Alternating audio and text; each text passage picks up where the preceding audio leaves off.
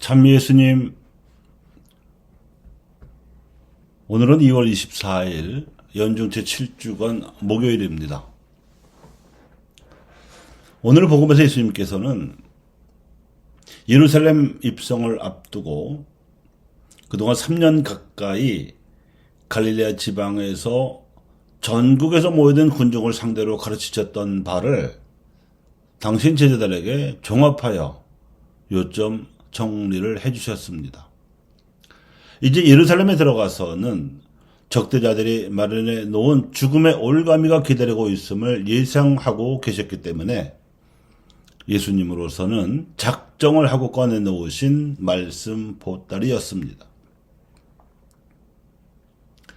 너희가 내 백성에게 마실 물 한 잔이라도 주면 상을 받을 것이다.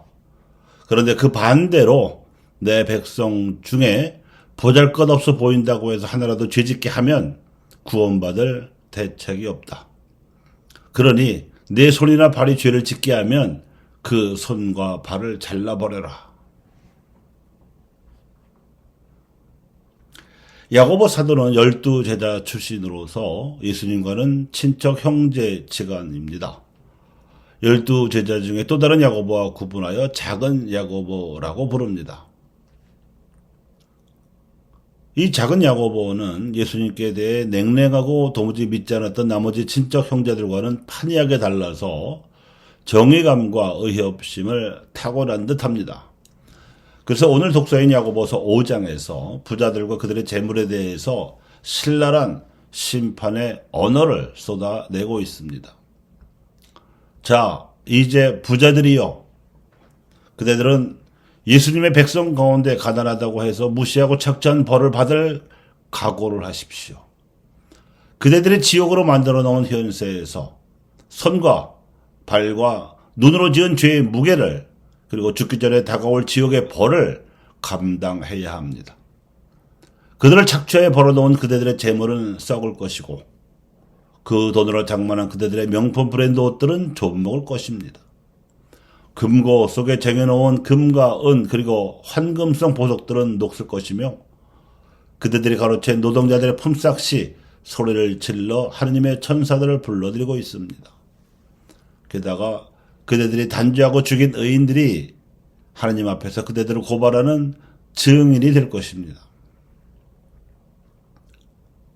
예수님의 말씀도 당신 가르침의 종합이듯이 사도 야고보의 권고 역시 그렇습니다.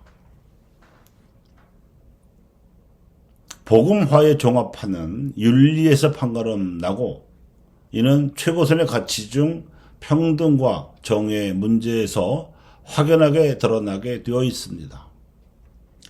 세계적으로 부유국과 빈곤국의 격차가 갈수록 벌어지는 가운데 부유한 나라 안에서도 빈부격차는 점점 더 커지고 있는 추세입니다. 그 부유한 선진국들은 거의 그리스도교 문화권에 속한 미국과 유럽의 백인 국가들입니다. 그런데 그들을 중심으로 한 복음화의 성적표가 국가 간 그리고 국내의 양극화 현상인 것입니다. 적어도 이들 부유한 나라들의 교회는 자기네 정부의 정책에 별다른 영향을 끼치지 못하고 있습니다. 이 또한 복음화의 성적표입니다. 그런데 지난해 국제연합무역개발회의에서는 설립 이래 사상 처음으로 예외적인 조치를 만장일치로 단행하였습니다. 한국의 지위를 개발도상국에서 선진국으로 변경한 것입니다. 이는 반세기 전만 해도 후진국이었던 우리나라가 바야흐로 그동안 국가 성장의 모델을 삼아왔던 유럽 선진국과 같은 대열에 합류했음을 의미합니다. 이는 유일한 예외로서 우리나라의 국내 총생산이 세계 10위에 오르고 수출액 규모로는 세계 7위에 오른 결과를 반영한 것입니다. 이는 국민으로서 자부심을 가질 만한 대단한 국가적 경사입니다. 미국과 유럽 여러 나라들은 제국주의 시대에 식민지 경영으로 가난한 나라들을 수탈하고 착취한 죄의 대가로 벌어들인 부와 이 부를 기반으로 자본과 기술의 우위를 선점한 효과 덕분이라고 할 수 있지만 한국은 식민지를 경영하지 않고 자력으로 선진국 반열에 들어섰기 때문에 그렇습니다.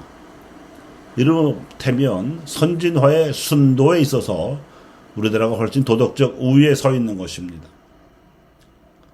하지만 유럽과 미국 등 선진국들이 국내에서 보여주는 경제적 불평등 현상까지도 한국은 고스란히 따라하고 있습니다.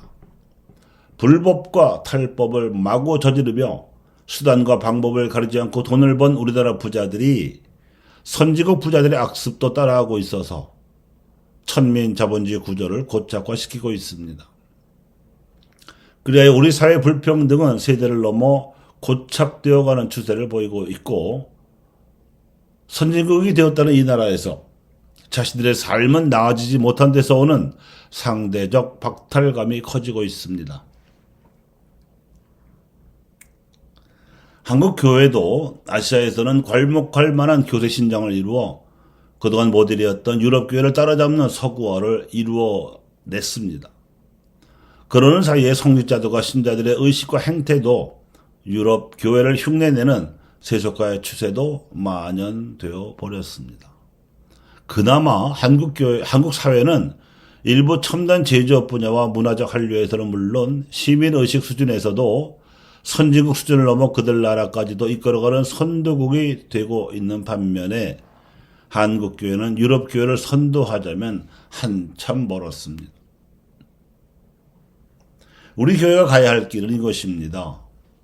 믿음은 성경과 복음에 따라야 하고, 전례와 성사는 이 믿음에 따라 활성화시켜야 하며, 전례와 성사에 따라 사회적 실천을 하되 구체적으로는 시대의 징표를 읽어서 사도직을 실천하는 것입니다.